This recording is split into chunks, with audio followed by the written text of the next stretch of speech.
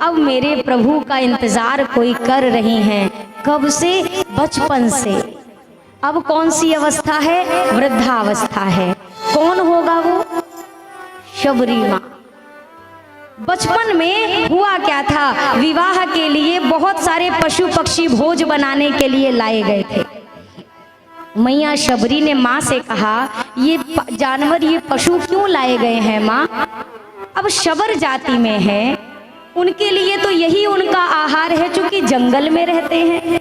तो मैया शबरी की माँ ने कहा, पुत्री तेरा कल विवाह होगा तो ये जितने पशु हैं इन्हीं का भोजन बनाया जाएगा और मेहमानों को खिलाया जाएगा। शबरी माँ को बड़ा कष्ट हुआ।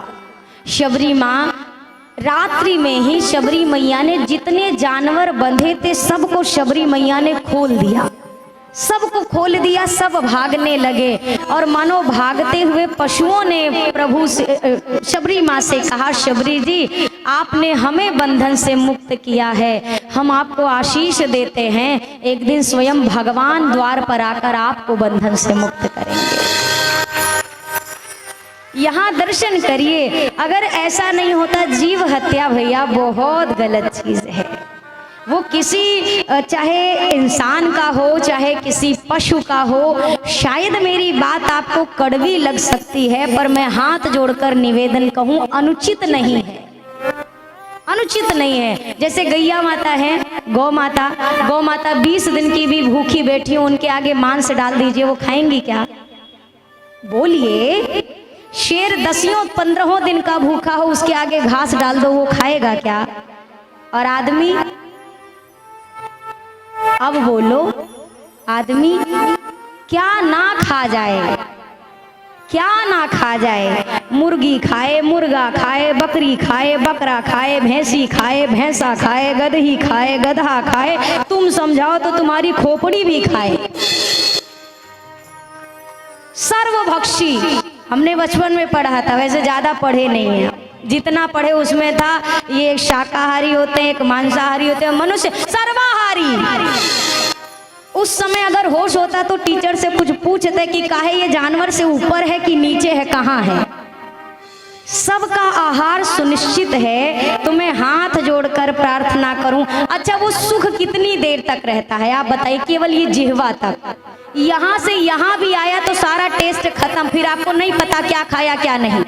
यहाँ तक के टेस्ट के लिए आपने किसी और को अगर कष्ट पहुंचाया, यकीन करिए आपको लग रहा है कि क्या फल क्या वो। मैं सत्य कहूँ, जीव हत्या से बड़ा पाप कोई नहीं है संसार में। आप यहाँ कथा सुनने बैठे हैं, इसलिए मेरा यह कार्य है, भगवान ने मुझे ये ड्यूटी दी है।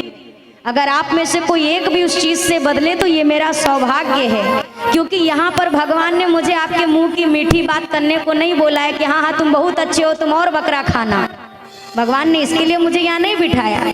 मेरा काम है, जो ये बुलवाते हैं मैं वो बोलती हूँ। वो बोली हुई बात किसी को अच्छी भी लग सकती है, किसी को बुरी भी लग सकती है, पर मैं हाथ जोड़कर, अनुचित होता तो मैं नहीं कहती, फिर भी आपको लग रहा है अनुचित, तो मैं करबद्ध हूँ आपके सामने, पर मैं प्रार्थना कर रही हूँ। इस चीज से खुद को बचा लीजिए, आप बहुत भारी पाप से बच जाएंगे, बहुत भारी पाप से। क्योंकि पशु का भी बच्चा मरता है ना भैया, तो वो जानवर भी उतना ही रोते हैं जितना एक ऐसी माँ रोती है जब किसी का बच्चा खत्म होता है। तो प्रार्थना मेरी अवश्य, मुझे विश्वास है आप मानेंगे, और ना मानेंगे तो भगवान जाने, बाकी तो यमराज बैठी हैं लठ लेके। तदुपरांत शबरी मैया ने सबको बंधन मुक्त किया है, सभी जानवर को भगाया। शबरी माँ सोची, अगर मैं इस घर में रही तो फिर यही क्रम होगा, फिर विवाह की तैयारी होगी, फिर पशु मंगाए जाएंगे और जीव हत्या होगी। तो शबरी मैया ने घर छोड़ दिया, अर्धरात्रि में भागती हुई पहुंची जंगल में। अब मैं कहाँ रहूंगी, कोई रखेगा थोड़ी ना, स्त्री शरीर है, और मुझे लगता है मेरी जाति देखकर कोई मुझे अपने आश्रम में भी स्थान ना दे। तो शबरी मैया आज अर्धरात्रि में संतों के आश्रम की सेवा कर देती, मतंग ऋषि के आश्रम की। कभी लकड़ी काट कर रात में ही रख जाती, बहारू लगा देती, सफाई कर देती। संतों ने सोचा ये कौन है जो रोज सेवा कर देता है पर दिखाई नहीं पड़ता है।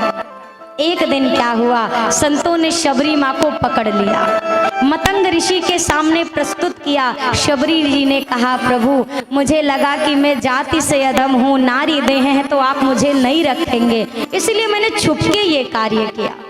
मतंग ऋषि ने कहा, पुत्री आज से तुम इसी आश्रम में रहोगी, तुम्हें कहीं जाने की आवश्यकता नहीं है।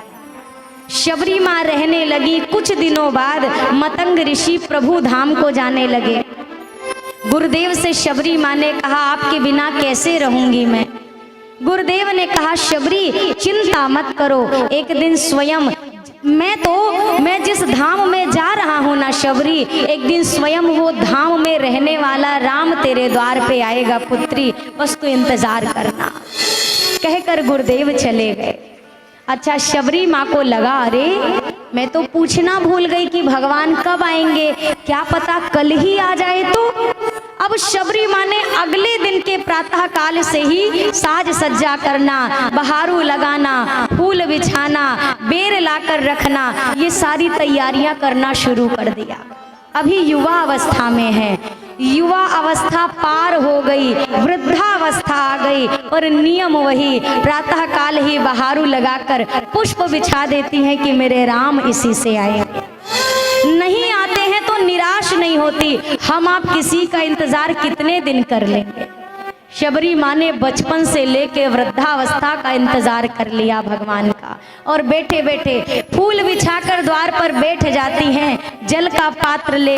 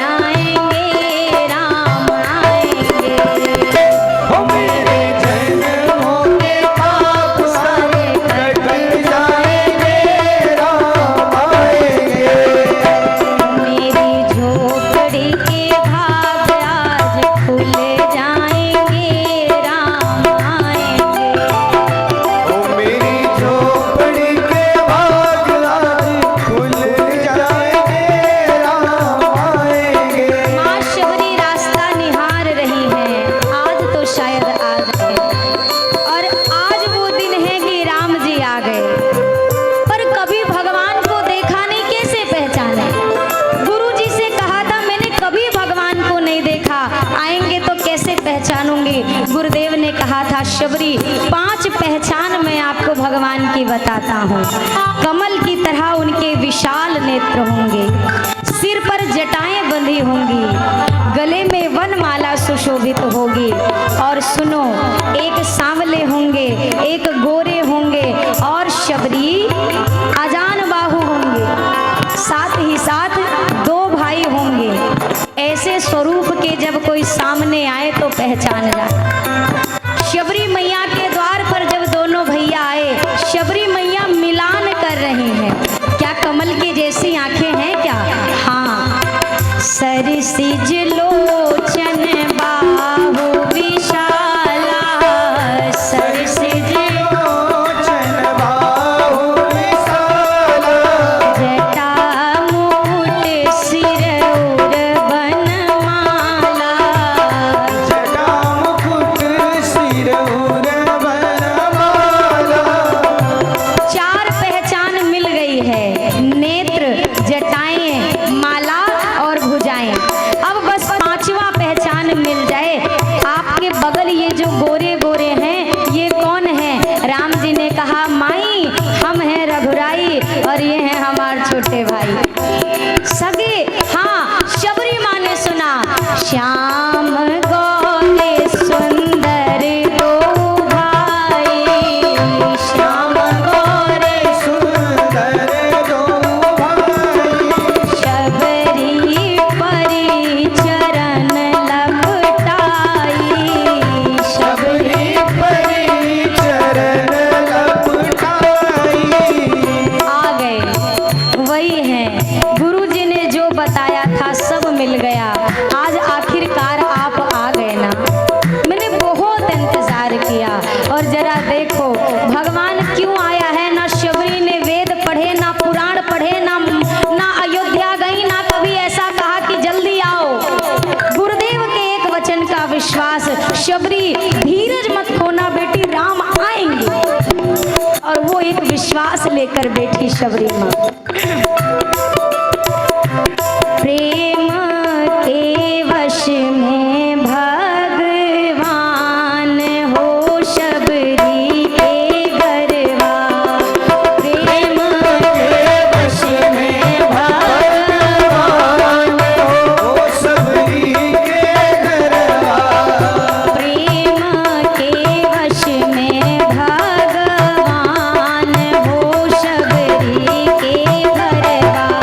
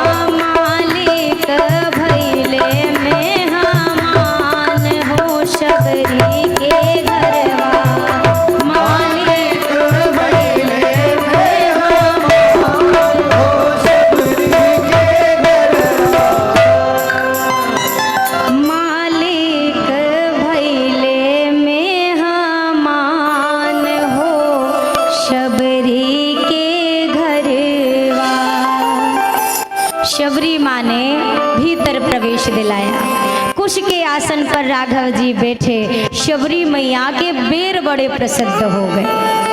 क्यों? जूठे बेर को भी ठाकुर जी ने पाया। अब समझिएगा, इसमें बहुत सारे भाव हैं। कई लोग पूछते हैं क्या सच में भगवान ने जूठे बेर खाए? देखो भैया, जूठे शब्द से कई व्याख्या है। कोई भी वो वस्तु जिसको भगवान को समर्पित करने से पहले आप स्वयं के लिए इस्तेमाल कर लो, वो जूठा ही माना जाता है। एक ये भाव है। और दूसरा ये भी कह सकते हैं, शबरी मैया जैसे एक पेड़ का अगर एक आम मीठा होता है तो मान लिया जाता है कि सारे आम मीठे होंगे। माँ एक बेर चखती थी, उसके बाद बाकी बेरों को तोड़ती थी। तो इस हिसाब से भी माना गया, चूंकि माँ ने पहले चखा फिर भगवान के लिए रखा। और तीसरी बात कहूँ, भगवान ऐसा कब हुआ है कि भगवान जूठा नहीं खा सकते हैं? भगवान तो ऐसे भगवान हैं जो किसी भक्त के मुंह में रखा 2 दिन का जूठा भी निकाल के खा गए माधव दास जी के मुख से। तो कोई बड़ी बात नहीं है कि अगर भगवान ने जूठा पाया नहीं पाया, इसमें बुद्धि मत लगाइए। बस ये समझिए कि ये क्या तरीका था कि माँ के घर पे भगवान आकर बैठे। वो क्या किया शबरी माँ ने, और हम ऐसा क्या करें कि हमें भी भगवान कभी तो मिल जाएं। मंदिर में रहते हो भगवान, कभी बाहर भी आया जाया करो। हम रोज तेरे दर आते हैं, कभी तुम भी मेरे घर आया। अभी तो वक्त हमारे लिए भी निकले ना। शबरी मैया ने अब चरणों को पकड़ा है। मैया ने सोचा था मंदाकिनी जी के जल से चरणामृत उतारूंगी, फिर पीऊंगी, फिर धन्य होंगी। अरे सुध किसको है? राघव जी दिखे, मैया ने दोनों चरण लिखा है, शबरी परी चरण लिपटाई। दोनों चरणों को पकड़ के मैया लिपट गई। और शबरी मैया के नेत्र से जो अश्रुधारा बही ना, आज मंदाकिनी जी का जल भी फीका पड़ गया, उसी से चरण पखार दिए। शबरी मैया ने अब हाथ जोड़कर कहा, प्रभु मैं गुरु जी से ये नहीं पूछ पाई थी कि भगवान आए तो उनकी स्तुति में क्या क्या बोलना है, क्या क्या करना है, तो मुझे आपकी स्तुति नहीं आती है। के ही विधिया स्तुति करऊं तुम्हारी। सरकार कैसे आपकी स्तुति करूं? एक तो मैं जाति से अधम हूँ, दूसरा अधम ही तो देह है मेरा। अधम जाति में जड़मती भारी, जड़मती हूँ। अरे मैं तो अधम भी नहीं सरकार, अधम ते अधम, अधम अति नारी। अधम में भी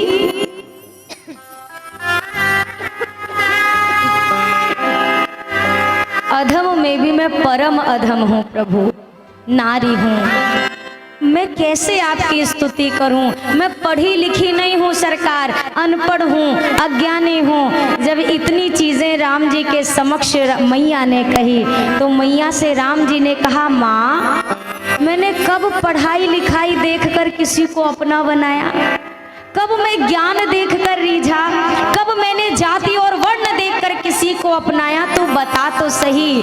कह रघुपति सुनो भामिनी बाता, कह रघुपति सुनो भामिनी बाता, मानऊ एक भगति करनाता, मानऊ एक भगति करनाता।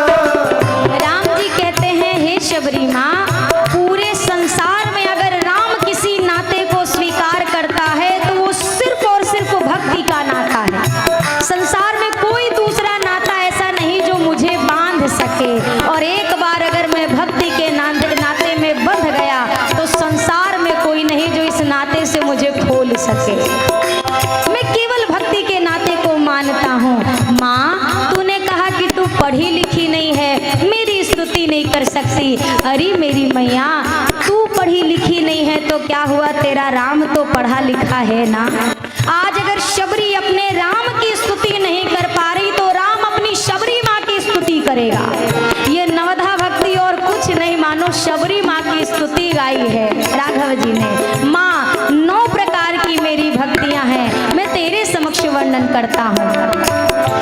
हो प्रथम भगति संतन कर संगा, प्रथम भगति संतन कर संगा, दूसर रति मम कथा प्रसंगा, दूसर रति मम कथा प्रसंगा, गुरुपद पंकज सेवा तीसरी भक्ति अमान, चौथी भक्ति मम गुण गना करई कपट तजिगान, मंत्र जाप मम दृढ़ विश्वासा, मंत्र जाप मम दृढ़ विश्वासा, पंचम भजन सुवेद प्रकाशा, पंचम भजन सुवेद प्रकाशा, षटदम शील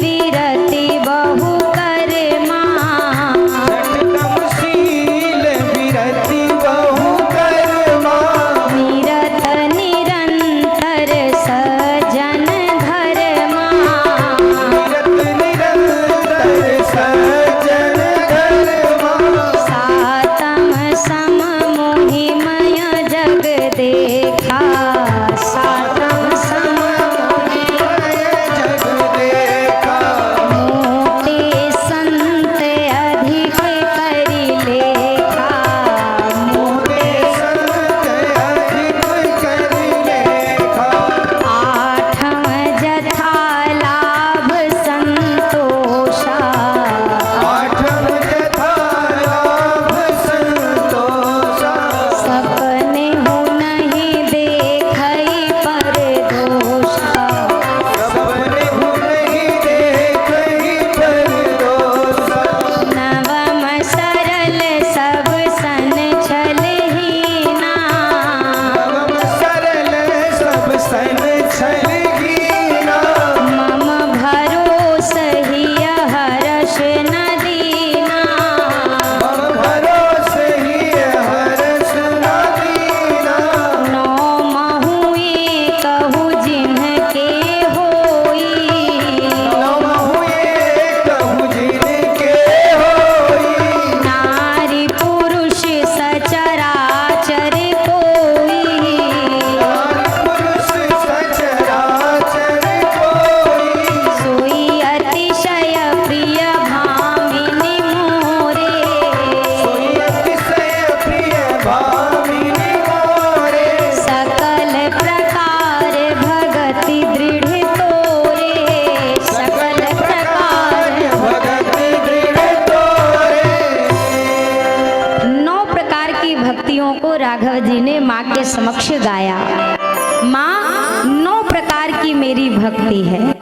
कई बार लोग कहते हैं स्त्रियों को पूजा का अधिकार नहीं, माताओं को ये अधिकार नहीं, उनको श्री हनुमान चालीसा पढ़ने का अधिकार नहीं, ये करने का अधिकार नहीं। हम भगवान से ज्यादा आगे हैं क्या? जो अधिकार भगवान इस समूह को, समाज को दे रहे हैं, क्या हम उस अधिकारी हैं कि हम उस अधिकार को छीन सकें? शबरी माँ ने भी यही कहा, मैं नारी जाति से हूँ, मैं कैसे आपकी स्तुति करूं, मुझे कुछ नहीं आता। नवधा भक्ति गाने के बाद राम जी ने कहा, माँ कितनी भक्ति बताई राम जी ने? 9। राम जी ने कहा, माँ 9 महू एक कहू, यानी 9 में से एक भी जिनके होई, जिनके भी भीतर होगा। अब वो जिनके में कौन? सबसे पहला नाम राघव जी ने लिया नारी, उसके बाद पुरुष, उसके बाद सचराचर कोई। 9 में से एक भी भक्ति, चाहे वो नारी हो, पहला नाम किसका? और हम कहते हैं नहीं, इनको ये पूजा नहीं, हनुमान चालीसा का अधिकार नहीं। भैया हम तो ज्ञानी नहीं, पर हमने ज्ञानी संतों से सुना है कि गोस्वामी जी ने लिखा है, जो यह पढ़े हनुमान चालीसा, जो लिखा है ना, जो भी अगर वर्जित होता तो गोस्वामी जी कहीं ना कहीं लिख देते कि को यह पढ़े हनुमान चालीसा। जो का मतलब जो भी पढ़ेगा उसके जीवन में हनुमान जी की कृपा। यहाँ पर शबरी मैया से राघव जी ने कहा, माँ 9 में से एक भक्ति भी जिसके पास हो वो मुझे अतिशय प्रिय होता है। अतिशय शब्द जानते हैं, एक होता है प्रिय, एक होता है अति प्रिय, और जो सबसे सर्वोपरि ऊपर बैठा है वो है अतिशय प्रिय। अतिशय प्रिय राम जी को कौन है जानते हैं? कौन है राम जी को सबसे प्यारा? कौन है? जनक सुता जग जननी जानकी, ये अतिशय प्रिय करुणा निधान की। मेरी किशोरी जी मेरे राम जी को अतिशय प्रिय है। राम जी ने यहाँ पर कहा, जो एक भी भक्ति अपने हृदय में धारण करता है वो मेरी वैदेही की तरह मुझे प्रिय लगता है। और हे शबरी माँ, तुझ में तो 9 की 9 भक्तियां विराजमान हैं, तू धन्य है। अब हम आप सोचेंगे, देखो 9 प्रकार की भक्ति है, 9 प्रकार की। मना किया लेकिन बार बार आग्रह किया तो महाराज जी गए। अब वो मैया इतनी भोली भाली, कुछ नहीं जानती, गांव की बिल्कुल भोली सी मैया। जैसे महाराज जी आए, बच्चे ने कहा, अरे माई महाराज जी आ गए। तो माई ने बैठे बैठे अपनी जगह से कहा, महाराज खुर लगाओ। अपने यहाँ कहते ना पाए लगाओ, कहते हैं ना। खुर किसके होते हैं? गैया, बछड़ा, बैल, भैंस के खुर होते हैं। महाराज को चरण कमल बोलो, पैर बोलो। महाराज पैर पड़ रहे, पांव लग रहे। मैया ने कहा, महाराज खुर लग रहे। गुरुजी ने कहा, बताओ मैया, संतों के साथ ऐसे बोलती हो, नरक जाओगी, नरक। अब वो मैया इतनी सीधी थी, वहाँ को यू नहीं पता नरक का होता। उसको लगा महाराज जी कोनो आशीर्वाद दे रहे हैं। मैया ने कहा, अरे महाराज, हमारे जैसे नरक कहाँ जाए, नरक तो आप जैसे कोई महापुरुष ही जाएगा। गुरुजी नाराज नहीं हुए, वो समझ गए ये जान के नहीं बोली, ये भोली है, इसको पता ही नहीं है। सरलता। बड़ा व्यक्ति वो होता है जिसके समक्ष आकर छोटा भी बड़ा हो जाए, वो बड़ा नहीं होता जो खुद से चौधरी, अरे मतलब ये जात वाला चौधरी साहब नहीं हो जो कहते ना बन के घूमने। जो खुद से बन के घूमता है वो बड़ा नहीं है। मुझे लगता है सम्मान मांगने की चीज नहीं होती है, सम्मान योग्यता से प्राप्त किया जाता है, अपने व्यवहार और आचरण के माध्यम से। तो राघव जी ने यहाँ पर माँ को नवधा भक्ति का उपदेश करा। माँ प्रभु के धाम गई और तदोपरांत प्रभु को पंपा सरोवर जाने के लिए माँ ने कहा था। तो राघव जी पंपा सरोवर की ओर आगे बढ़े।